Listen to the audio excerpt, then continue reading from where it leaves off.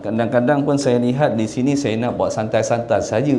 Tapi Dennis kata buatlah Ngiling Midai. Inilah makna Ngiling Midai adalah penapatan tamatnya Hari Gawai. Dia disambut akhir bulan Mei dan juga Jun. Samalah korang dengan kita orang sama. Raya sebulan. Gawai pun raya sebulan juga. Samalah, kita memang suka bergawai, kita suka hidupkan silaturahim antara kita. Kita memang orang Johor ni kalau berfikir, tak ada rakyat yang bekerja ataupun duduk di Johor ni yang miskin, yang susah, yang tak makan, yang tak pandai. Itu memang konsep kita.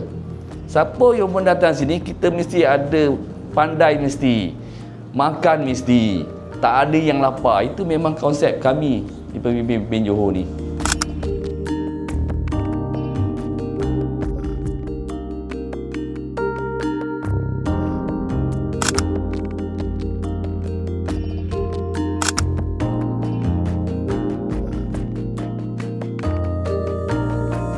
Maju. Maju. Maju.